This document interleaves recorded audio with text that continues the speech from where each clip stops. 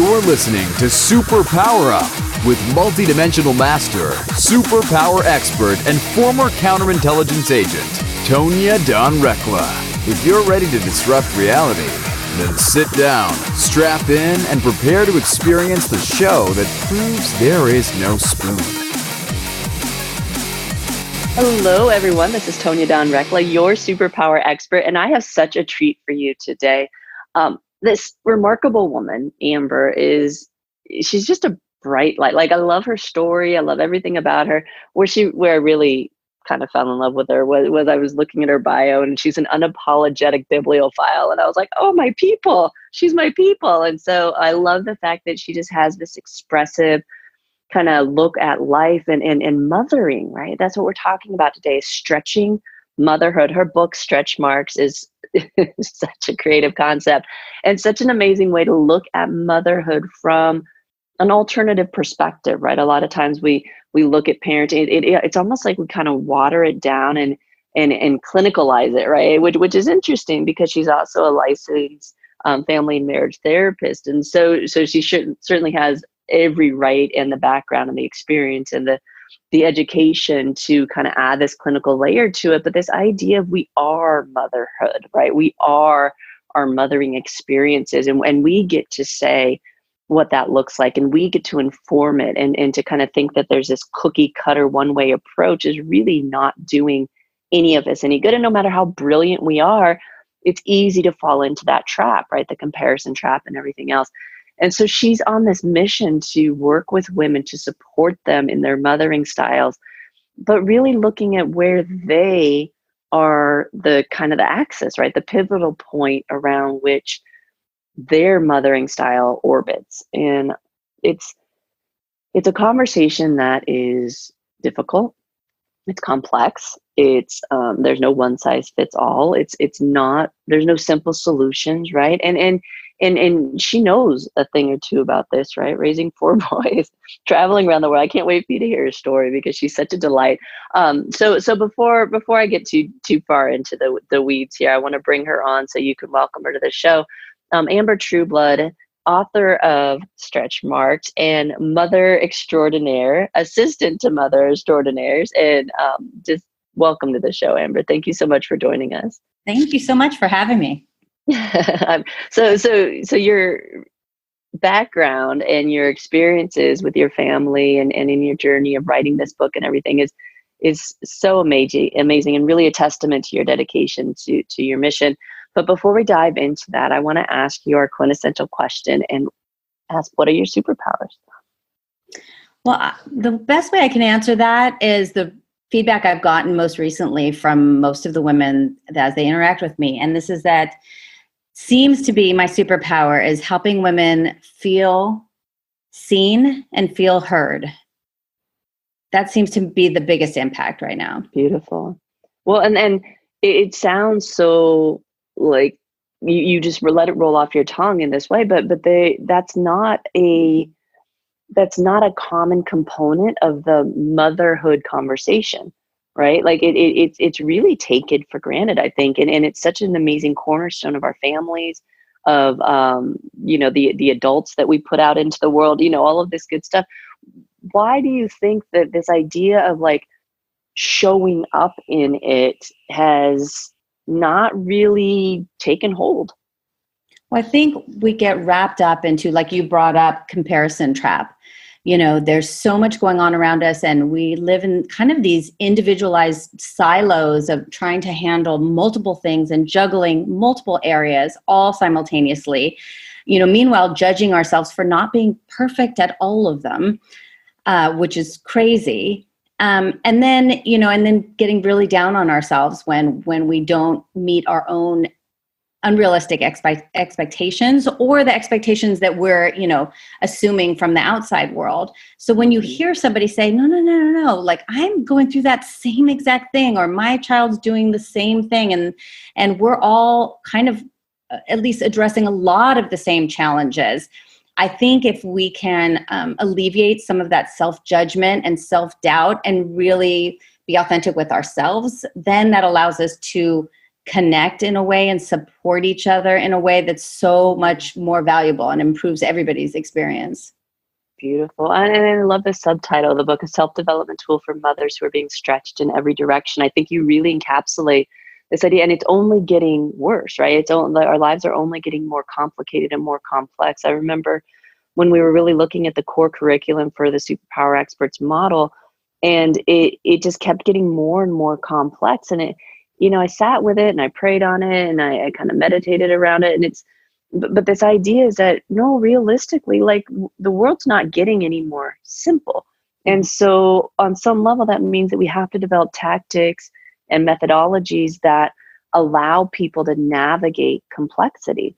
And I think trying to water it down or pretend like it's going to be easy or, step 1, 2, 3, it's just not. And so it's so necessary that we find our own kind of orientation within that. And I do believe that's been missing from the motherhood conversation.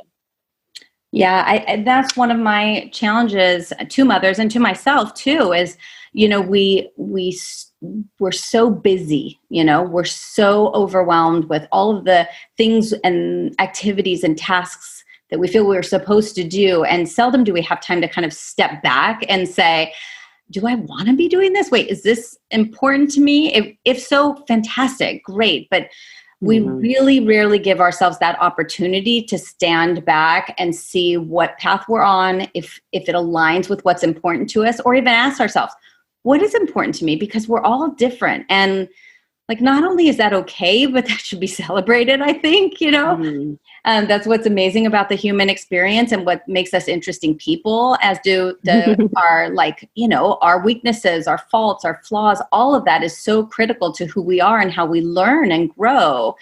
But unfortunately, we spend so much time and energy pretending like we don't have those faults or we don't have those flaws or we're supposed to be perfect. And so the kind of the system that I take women that I'm working with through is kind of a very systematic approach to help work through that, help really identify for you specifically what's important to you, what's important to your family right now at this point in your life, because maybe a couple years ago it would have been something different. Beautiful. And I know that really lights up a lot of the hearts of the moms who listen to this show. We're going to take a break, but before we do, how else do you work with moms? Not just through the book, obviously, that anybody can get. And if you go to the site, there's a link there for that. But any one-on-one care, I know we talked about your retreats. How are the ways that you support moms in this? So I have retreats, and then I also have, because a lot of moms are juggling multiple things or have small children at home, that makes logistics or financials difficult. I'm also just about to launch a virtual boot camp. So this will be a 3-month weekly program that women can access at any time that's convenient to them. If they miss the weekly call, they can, watch it at any time. They can ask questions, they can interact. And it will also house a community of women that are experiencing the same thing simultaneously and really excited to delve in and move forward in their life in a way that's meaningful and important to them. And that's why, Be Truly You is kind of my main tagline now, because that's what it's all about, is helping people to be truly you, yourself. Beautiful. And where can people go to find out more about those opportunities?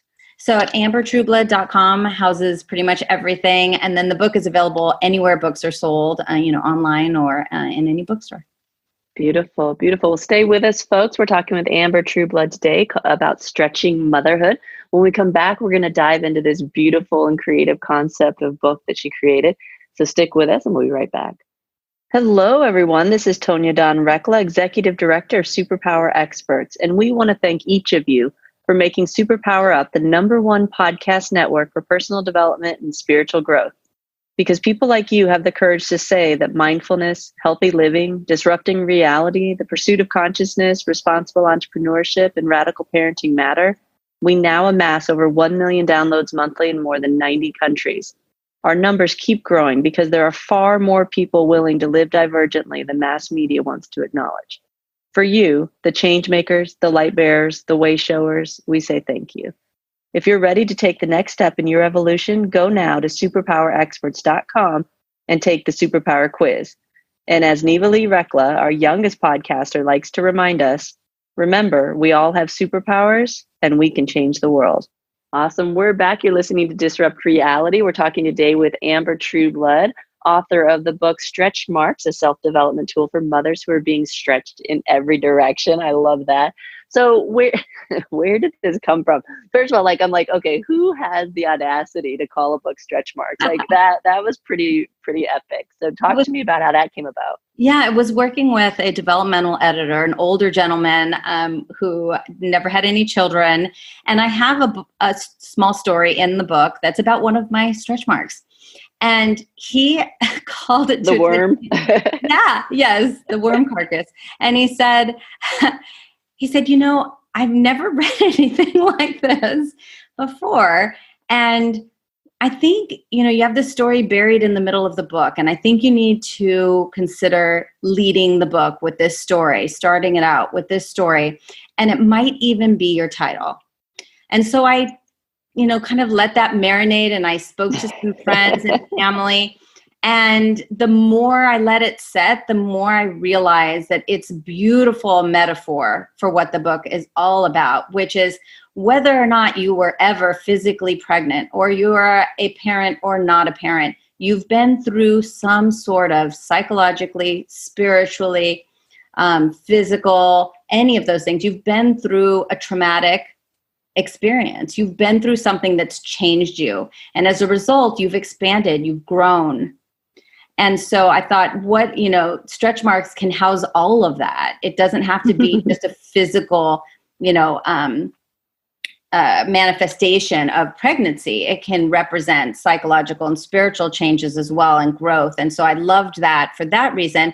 And also, I wanted, women and when it comes to women and how we perceive our bodies, and I wanted us to be able to celebrate stretch marks as a badge of honor and acknowledge, what we put ourselves through. So it works on so many different levels that the more I sat with that title, the more I thought, oh, it's got to be Stretch Marks. That's the name of this book.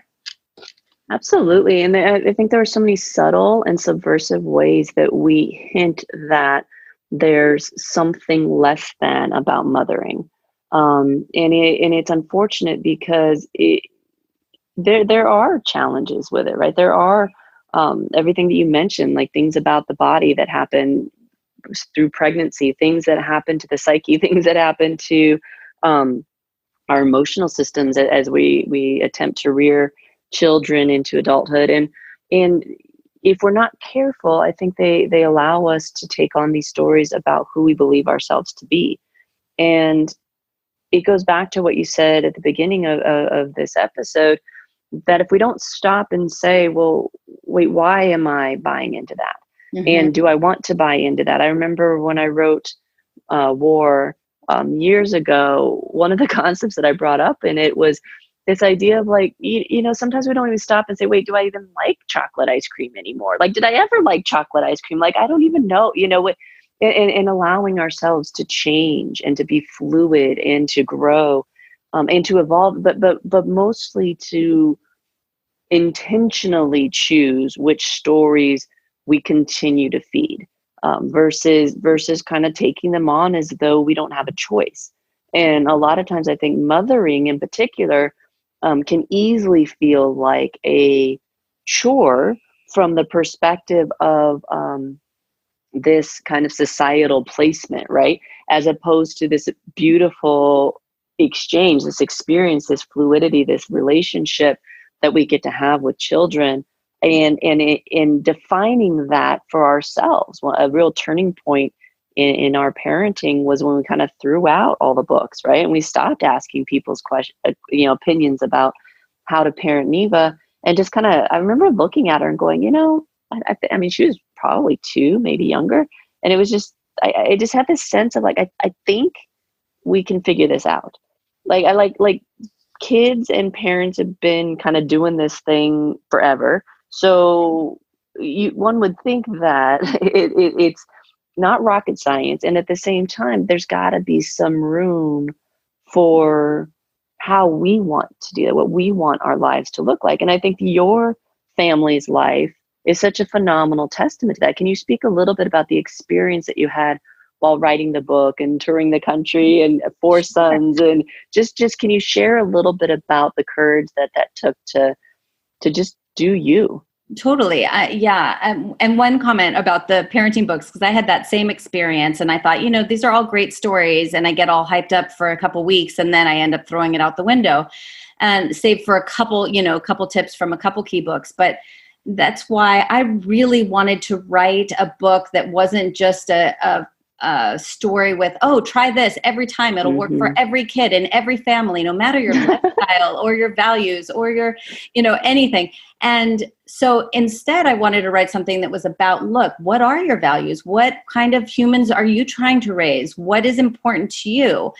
How do you think about technology in your family? How do you think about discipline? How do you think about sibling rivalry? What works for you? And then, you know what? If you want to go in that direction, fantastic. Now, here are a slew of tools and tricks and tactics.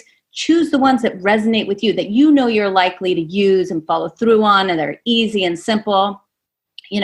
Don't say, oh, you're going to, pitch out everything you've been doing and completely start something new tomorrow morning that's based on some random stranger who's never met your family. No, I think, like you were saying, more than you think and you should trust yourself more than you do. So this, so Stretch Marks is all about giving that power back to the individual and say, no, you got this. Like, just give yourself that, time and space to take a breath and move, in the direction. And so to answer your question, what I did do that, and it took me a while. I have four boys. Right now they're 7, 9, 10, and 12.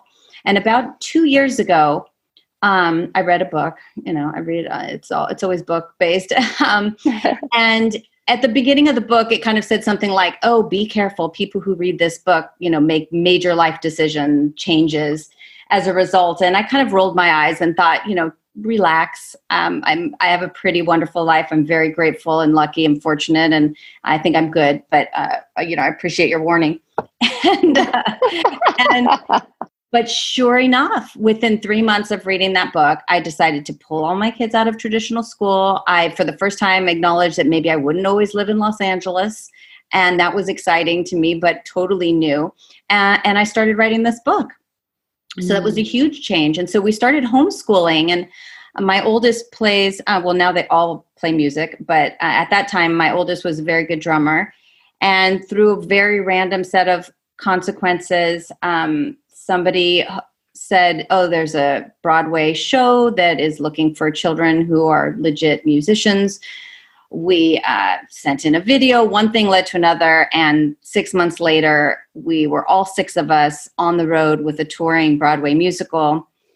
And, it was something I never could have anticipated. But it was the most wonderful experience for all of us. And it was an amazing adventure that I just never would have gotten there in my brain had I not first taken a step out of the kind of the big river, the current that I was in before. Had I not stepped back and said, what am I doing? Do I want to be doing this? Is this, does my husband are we on the same page? Like, what do we want here? Had I not taken that time and then pulled everybody out of school and already kind of been on a different path, I never would have made this jump, So I have to ask, what is the book? The book was Code of the Extraordinary Mind. Awesome. I'm not sure my audience would forgive me if I let you go without asking what the name of that book was. Yeah, that was the book. And that led to, in it, the author recommends a lot of other books. And so then I just went on a tear and read, all the books that he recommended. So it was, it was a culmination of, that was the instigator for sure. And then it was a culmination of all the other books that I read as a result. But you said something else that was so incredibly interesting. And I want everybody to really pay attention to this. It's great that that the author kind of gave the caveat, but you were ready for that. That was not, I think a lot of times we kind of herald this burn the ships, burn the bridges, leap before you look kind of idea of transformation.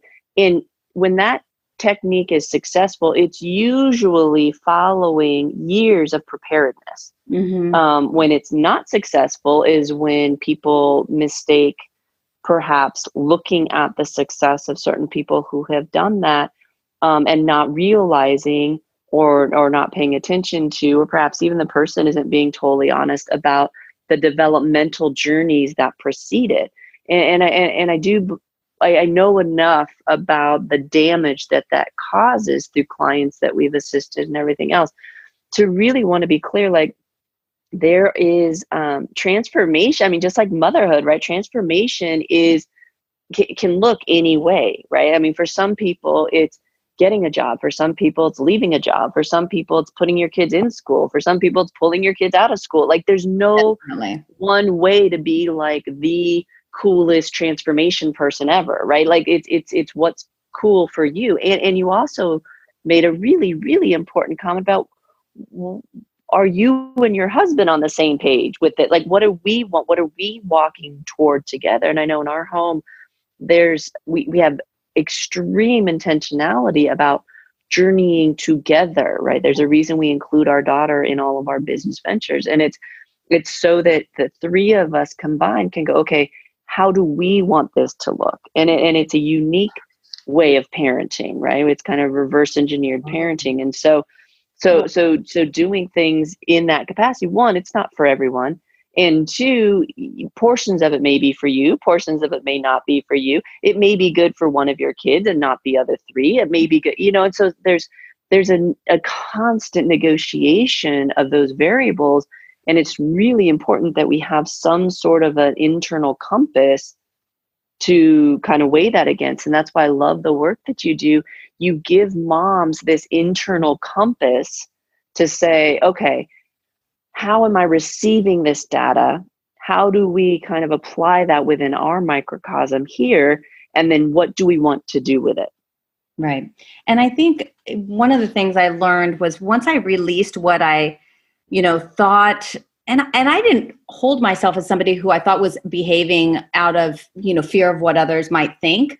But once I really stepped out and did my own thing and saw a lot of other people kind of come to the surface and say, wow, I've been wanting to do something like this for a long time. I can't believe you're doing this with your family, whether it was just the traveling part or just kind of living a little bit of a more alternative lifestyle. And I was really surprised how it became kind of, not permission, but you know what I mean? Like seeing that example. Mm-hmm. And a friend asked me, she said, I don't understand what made you guys decide to all 6 of you go together on the road. And, and she said, was it that, you went for the audition and the kids missed each other, or was it, what was it exactly? And I said, oh, well, to me, it was really clear because my husband was always in the entertainment industry and had worked on movies, and we always traveled wherever his movie was. And so for us, like you said, with our marriage, from the very beginning, we were very conscious that we would be together or not do something, with some time variables. It depended if it was under a certain amount of time and depending what was going on. And she said, well, why? And I said, well, both of us come from families with, parents that had multiple divorces. And so for us, the potential for a fragile, like the potential fragile nature of a relationship, no matter how strong, we don't take for granted at all. So as much as we are just like, boom, in alignment, get along, we're friends, we enjoy each other, we have a lot of respect for, wow, when you take 2 parts of a pair and you separate them from months on end with the stress of traveling and whatever financial stress that might incur and all of these other variables, you can have a really hardy relationship and it could be jeopardized. And so So we both are coming from that same perspective. And so for us, it was no question. We kind of looked at each other and said, okay, well, if he gets this part, we either say no or we figure out a way that we can all do it together. And, and we were in agreement, and that's what ended up happening. Well, and it is a radical notion. Justin and I did the same thing when we made the decision to leave government. We were intel agents, and that decision was fueled by an experience that we had with Neva. We had taken about 14 days off and traveled across country to have her meet my grandmother, who was her namesake. And the experience of that was so unique, right? That when we came back, I looked at him actually before we ever got back, and I just remember in tears, like, this should not be the exception, right? It should not feel this different to spend that much time with our daughter. And I'm like, I can't do this, right? And she was 2. And so we really sat with it. And I don't know that either of us ever really thought that we would both leave full-time employment, or that, I don't know what we thought really in retrospect, because it's evolved and morphed so much now. But that we made a very intentional decision to not just leave, but then also to structure our businesses around her. And we made a promise to Neva when she started business when she was 2, and it was that we would structure things so that we could follow whatever it was she wanted to create, right? And a lot of it was just, why not? Like, we had the challenge, like, we had really amazing careers, like we were spies. Like, it was like, what do you, how do you top that, really? And so it's kind of like, what, if we're not, obviously we're not trying to one up our job, right? So what would be a next level experience for us? And it would be to be together. But it's not normal, right? We just don't see a lot of those examples. And early on, it was tough. One of my favorite phrases is, we create friction until we have conviction. And we created a lot of friction because we weren't sure it was possible. And now, of course, once we got conviction, everybody's like, oh, we knew you could do it. Oh, it's so great. And it's like, I don't remember that exactly. But we talk about paradigms and dimensionality. We can dive down that rabbit hole. But once we embodied it, we became the model of it, right? That people look to. And then, of course, we're called on to talk about it and to explain how we did it and what it looks like and how you do it. And, as with everything. And so I love this idea of, we can't talk about motherhood without talking about marriage, and without talking about family, and without talking about dynamics of that, and without talking about divorce, and without talking about, all of the various ways that we come together in those family units.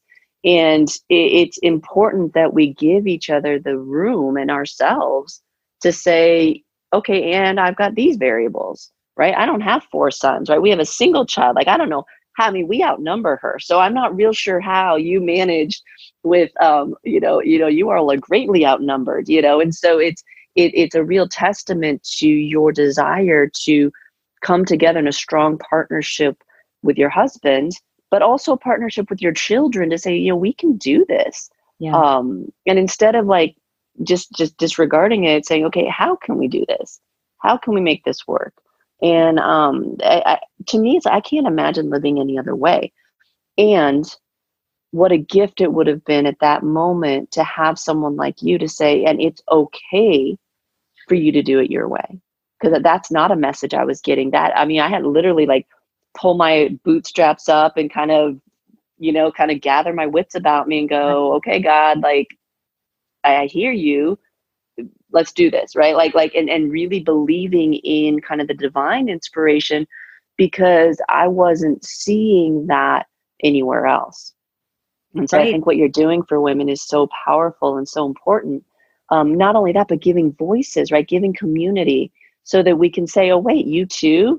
Oh, well, yeah. And then I like what you just said about that, but I think maybe in our family, we could do it this way. And we could add in this component. And, as women, I just think we're so naturally made to collaborate in those ways that when we have the opportunity, then we will take advantage of it, and we will far exceed even our own expectations.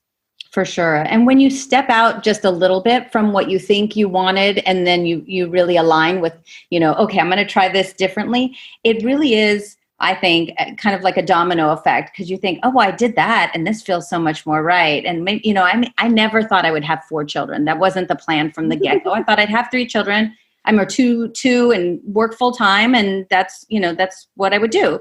And then I decided, I really wanted a third, and then I really wanted a fourth. And but I had no idea from the beginning.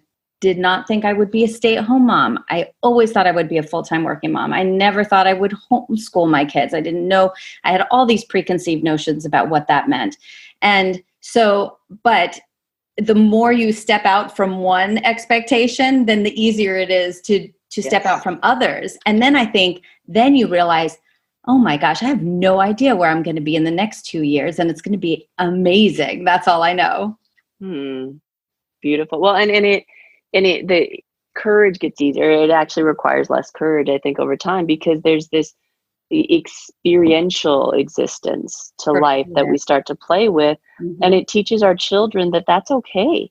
One of my favorite books is Carol Dweck's Mindset. And I remember we taught that to counterintel agents, and I remember the moment I realized that I had lived my entire existence from a fixed mindset in terms of really defining myself based on the success or failure of an experience versus just letting the experience be the experience. Right. And, and of course that became a really solid foundational principle of our core curriculum. And it's like that is it, right? Who are you?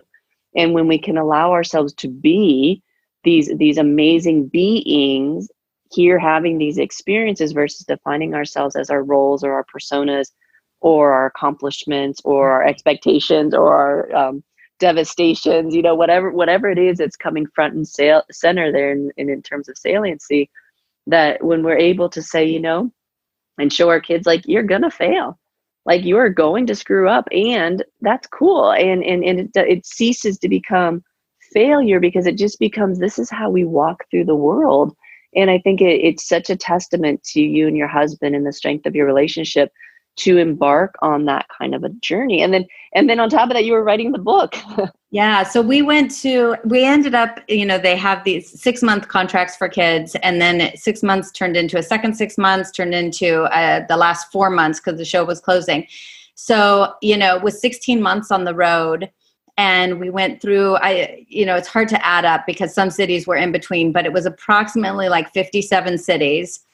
And because we had, 6 in our group, I often would do all the bookings myself, because the tour company would book, a hotel, which was like a tiny little hotel with no kitchenette and no laundry. And we had so many people. So so every week I would schedule 2 rental cars, find an Airbnb or a hotel, like a Residence Inn or something. And I would, schedule the flights, because often I could get better deals on the flights than they could get us. And so every single week it was all of that. And then ordering food on Instacart and, getting everything that we needed. And we were literally traveling with, 6 skateboards, pads and helmets, scooters, bass guitar, a regular guitar, a portable drum set, ukulele.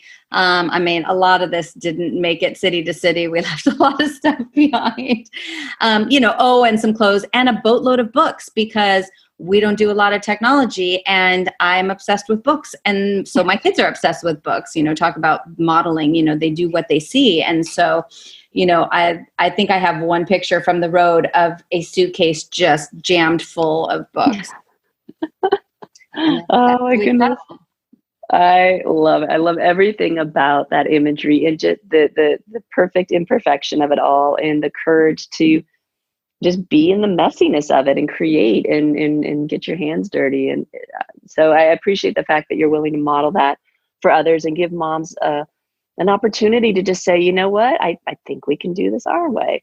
And we can even figure out what our way looks like, and our way might change tomorrow, and that's okay too. And I think there's real freedom and flexibility in that. So let's leave our folks with something that they can start to implement in their life now. Like I know all of you out there are listening, and you're hearing what Amber's talking about, and it's getting you excited. I'm getting excited. And now it's like, okay, now what? What can I do? So what is one thing that people can do to, particularly our moms, but everyone, to look at their life now and go, okay, how do I make this more me, or how do I carve out some space to really step more fully into who I am? What advice would you give to Well, people? one of my favorite like quick tips is something I call purpose pockets, where we have different pockets of our day that have completely different priorities, right? So what you're doing when you're with your family at night making dinner is totally different than when you're on a conference call or at a board meeting or driving, on a trip. And so depending on what it is, if you take just a few moments prior to entering that next pocket of your day and you ask yourself, what are the 2 or 3 things max that you want to focus in on? So I like doing this with driving because it's dangerous, but we take it for granted, and we are so distracted and doing 5 million things while we're driving, or just we're thinking about different things. So if you say, I want to arrive safely, I want to arrive on time, I want to have everything I need when I get there. If you just take that second, I'm far less likely to like miss the exit on the freeway, forget an important notebook at home, or not pay attention to this person like erratically driving next to me. So it seems really simple, but to me, that saves me. I become so much more efficient throughout my day if I'm not letting myself get pulled in a million directions and be in a meeting, but thinking about a dentist appointment I need to schedule, or thinking about dinner the next day, or scheduling the next, vacation or holiday issues. So to me, creating purpose pockets and being purposeful in each pocket of your day is a really simple way, and doesn't cost any money, doesn't take hardly any time, and it really makes me so much more efficient. And then at the end of the day, I think, oh yeah, I nailed it. Like I did really well. I'm already doing it in my head. So I was lost. I was I like, love oh, it. I did. I could. Admit I could. Yeah. The other thing too is, that I walk people through this system that I have, and it's called the Amber Mindset. It's also that same editor that helped me with the stretch marks title said, I think you need to call it the Amber Mindsets. And I was like, no, I don't want to. It sounds self-serving. And he's like, no, it's not about that. It's about being easy to remember. And then the acronym fit just beautifully into what I was trying to say anyway. And so the system that I walk women through when they work with me more closely is ask. So that pertains to what we're talking about now. Really, how do you uncover what's important to you right now, given your lifestyle, your personality, your dreams? And then move is the next thing. So once you know what you want in all the different areas of your life, whether it's, career, health, relationship, parenting, then move. Like, how do you get moving? What are the ways, the tactics that really work best for your personality at this point in your life? And so that's the move mindset. And then the next one is believe. So you might know exactly what you want, and you might know exactly what tools work for you, but something's still blocking you. It's kind of not happening. And that's where all these hidden beliefs, I call them baloney beliefs, need to be uncovered. And you say, oh my gosh, really? Do I really believe that? Wait a second, like, no, I don't. Sometimes just uncovering them like deflates their power. And then next is elevate. So this is a way to kind of supercharge everything. And elevate is like tools like gratitude and forgiveness and meditation and visualization and mantras, and using all of those practices to speed up the process, make it clearer and more confident and easier. And then radiate to me is like the clincher. And this is like true fulfillment, is when you take what you're passionate about and what you're good at and what you're capable of, and then you marry that to a problem in the world that you're passionate about. What problem in the world do you want to solve? And not just like, what problem am I going to throw some money at once a year, but really like integrated into your lifestyle. What are you going to challenge yourself to solve that, and a problem or an issue or a group in the world that really resonates with you, that makes you, want to punch a wall or want to cry or whatever really elicits emotion. You know what I'm saying?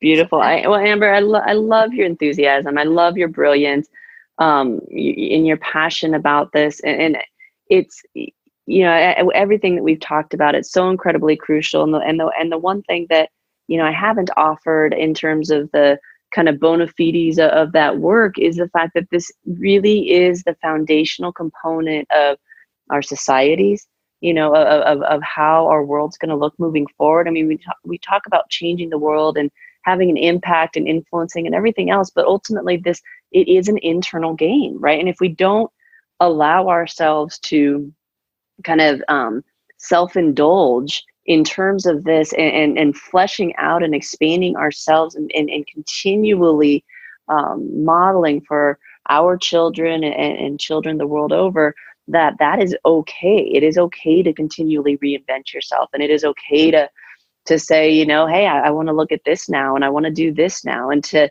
not fear what that might mean about who we are in terms of our self-definition, or how good we are at parenting or mothering or whatever. And I probably apologize to Neva 20 times a week. Like you screw up, and you talk to your kids about it, and you're honest, and you learn to talk to yourself about that too, and to talk to those little pieces inside of each of us that maybe didn't get parented the way that they needed to be parented in that moment, no matter how phenomenal your parents were, right? And so it's this ongoing developmental process that if we choose to engage in it without shame and guilt and regret, then we're able to model for our children how to walk this world with some element of their own self-dominion and freedom, so they can exceed in that, and they can excel in that, and they can follow their passions and their freedoms, and listen to their own insights and intuitive voices, and really start to have this amazing ripple effect. And so I know we've touched on the importance of it, but it just felt really important to add that component, because this is not small stuff that you're taking on. And I love the kind of tongue-in-cheek discussion of stretch marks, but even within that, the complexity and the depth of that, just pulling those threads up and those roots of body image and all of the ways that we downplay ourselves. It's big stuff. And I appreciate your courage in tackling it and modeling it, and just having the audacity to say, I think this is okay. Well, thank you. It's been really a fun journey, and I'm just so excited to share it with, anybody and everybody who this resonates with, and I think it can be helpful not only for the parents, but for the, really even more importantly for the next generation. Absolutely. Absolutely. Well, let's tell people where they can go to find out more about your retreats and your boot camp. And of course, if you go to the site, folks, we'll have links for the book. But where else can we send them? Exactly. So the book is called Stretch Marks. I'm Amber Trueblood. And so the website is just www.ambertrueblood, ambertrueblood.com. And that houses everything right there. Beautiful. Well, Amber, thank you so much for your wisdom and your generosity and sharing your experiences and your knowledge. And I can't thank you enough for just choosing to show up fully in your life and encouraging others to do the same.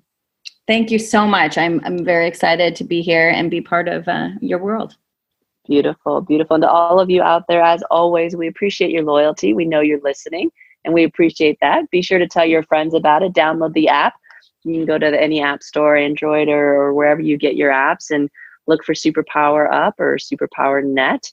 And you can listen to all your favorite shows. You can stream them, and you can hear more about Amber and her work there. And we're just really excited to have you along on our journey.